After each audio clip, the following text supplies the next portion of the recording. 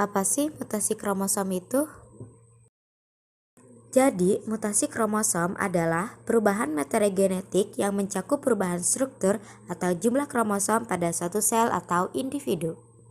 Materi yang akan dijelaskan yaitu duplikasi kromosom, delesi kromosom, inversi kromosom, translokasi kromosom, dan yang terakhir yaitu katenasi kromosom.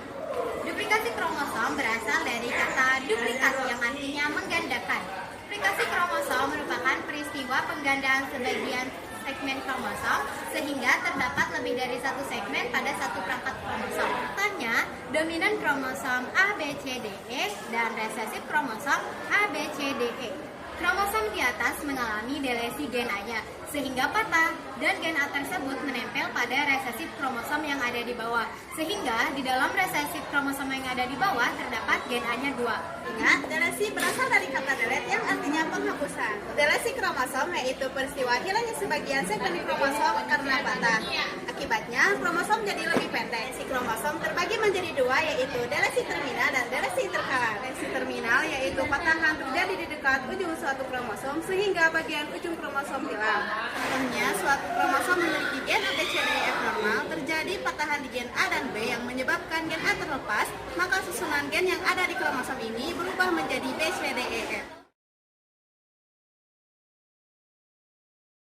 Delesi interkalar yaitu patahan yang terjadi dua kali di bagian tengah sehingga bagian yang hilang ada di antara gen-gen yang lain. Atau delesi interkalar misalkan terjadi dua patahan di antara A dan B serta antara B dan C yang menyebabkan gen B jadi terlepas. Sementara gen A menempel ke kromosom utama, maka susunan gen pada kromosom ini jadi A, C, D, E, F. Selanjutnya, inversi kromosom. Inversi kromosom berasal dari kata invers yang berartinya kebalikan. Jadi, mutasi adalah peristiwa pembalikan segmen kromosom akibat patah di dua tempat, kemudian tersisip kembali dengan urutan yang terbalik. Nah, inversi ini ada dua macam, yaitu inversi parisentrik dan inversi parasentrik. Inversi parisentrik apabila pembalikan segmen mencakup sentromer. Contohnya, patahan terjadi antara B dan C, serta di antara E dan F. Patahan ini kemudian berputar dan menempel kembali dengan posisi yang terbalik.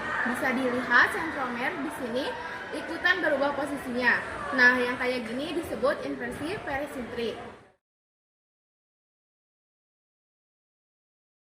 Sedangkan inversi parasentrik terjadi apabila pembalikan segmen tidak mencakup sentromer. Contohnya, fokus pada lengan yang mengandung segmen A, B, C, D, patahannya cuma terjadi satu lengan inti aja, yaitu di antara A dan B, serta di antara C dan D, patahan ini kemudian menempel kembali dengan urutan yang terbalik. Translokasi kromosom adalah proses perpindahannya segmen kromosom ke kromosom lain yang bukan kromosom homolognya. Ingat ya, yang terlibat di translokasi ini bukan kromosom homolog. Translokasi bisa dibedakan menjadi dua, yaitu translokasi non-despirok dan translokasi respirok. Translokasi non-despirok terjadi ketika suatu segmen dari salah satu kromosom non-homolog saja yang berpindah. Biar lebih terbayang, kita pakai contoh lagi ya. Contohnya kayak gini, misal kita punya dua kromosom non-homolog nih. Yang satu punya gen A, B, C, D, E, F, terus yang satu lagi G, H, I, J, K, L. Kromosom yang pertama mengalami patahan segmen sehingga gen F-nya terlepas. Nah, segmen yang lepas ini kemudian nempel di kromosom yang kedua yang bukan homolognya. Maka sekarang kromosom yang kedua jadi ketambahan segmen asing, jadi G, H, I, J, K, L, F. Berarti kromosom ini telah mengalami translokasi non-despirok. Kalau kromosom yang pertama jelas dia mengalami delesi karena jadi kehilangan segmen.